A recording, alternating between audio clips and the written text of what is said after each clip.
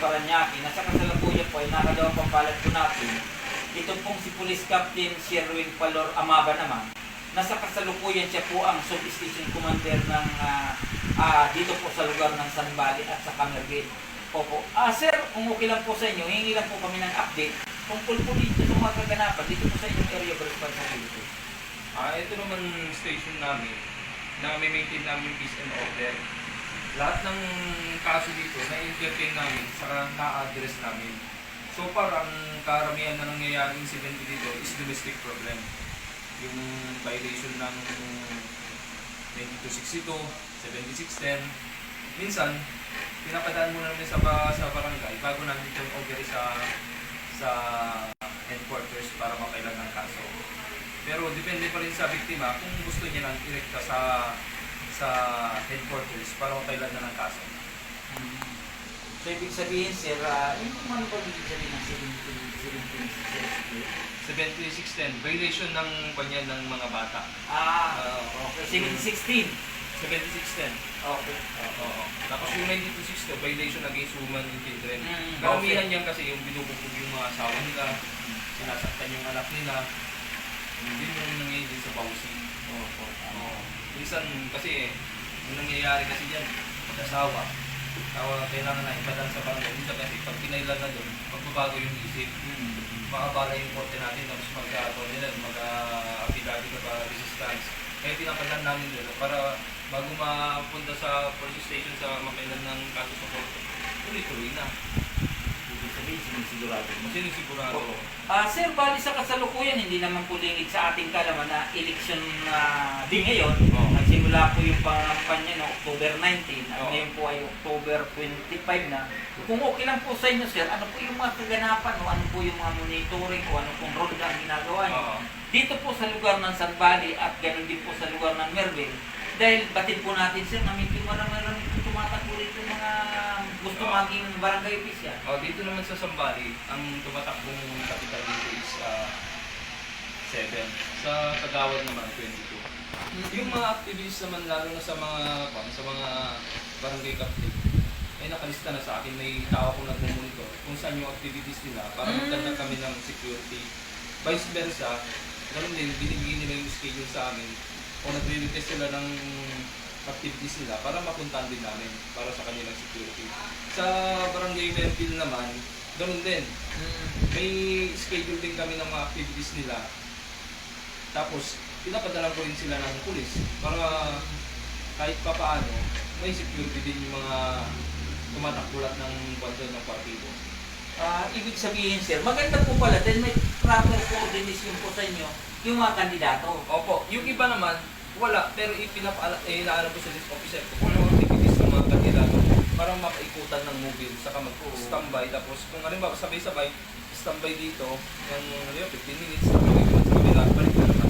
Tapos ikot-ikutan sila ng mobile car. Yun po maganda. Kung okay lang po sa inyo, sir, kumusta naman po yung instruction sa inyo ng mobile? Yung nga, yung mahigpit yung pumilig ngayon na kailangan sa checkpoint, kung ano yung halimbawa, may dala ng pera na violation sa pumilig, hindi related sa trabaho niya o gagamitin sa election, huli namin, lalo yung pagdadala ng baril, saka ibang deadly weapon. Talagang may bit po kami sa pagbukat ng checkpoint. Araw-araw po, 2 po ang checkpoint ng station na to. Isa sa umaga, isa sa gabi. Opo. So yun po yung pinakaano lalo na po pala sa siyempre, baril talaga naman natin pero po yung pera, kung yun po pala ay dapat malaking halaga, malaking questionable po. Questionable po. Kung hindi naman related sa trabaho na yung pera na yun, tapos hindi niya masabi kung saan yung dadalhin, hindi yung hold namin siya for questioning. Opo, pero sir, nakikita ko ngayon na dito sa Sambali, wala naman po kung nakita masyadong nagbabayo din. Pero po doon sa ibang barangay, nakikita ko sir, yung talamak po ba na paglalagay nila ng mga tarpaulin, doon po sa mga hindi designated na lugar, lalong-lalo na sir, ang iba nasa house, di ba, ng mga kuryente. Yung po ba may instruction din sa inyo na may committee po dyan tungkol sa anti-backlash anti-backlash po. May personnel po kami nakadidil yan. Tinatawag na lang ng pumilit yan kung saan yung schedule sila. Doon sila magro-ronda, saka kung saan yung may nakikitang violation, babaklasin po nila. Kasama ang trabaho kasi ng Ang trabaho kasi ng pulis dyan is security lang po. May composite po kasi yan. So ibig sabihin sir, kapag na-monitor ng COMELEC na itong isang barangay na ito ay maraming illegal poster, kukunin po yung kanyang grupo, yung team, tapos makikipag-coordinate sa mga presinto para bigyan ng assista yung mga... May schedule po sila. Dito naman sa Sambales, kung napadaan po kayo, halos na lahat ng kandidato dito, nasunod. Wala pong nagkalit na mga posters po dyan na illegal, saka yung mga size nila. Tama po yung mga size na nakikita namin dito. Yun po ang maganda. So, pag dating sir ng October 28, tapos na po ang kanilang pangangampanya, at nagkakaroon po sir ng liquor ban. Liquor ban po, one day before the election is 29. Okay, papatukat mo liquor ban.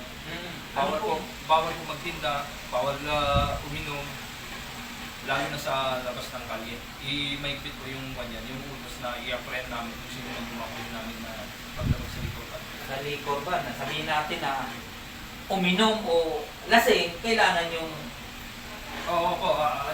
ibig sabihin, uminom yun dahil lasing. So saklaw po sila daw. Saklaw po siya kasi bawal na konse. Liquor ban po eh.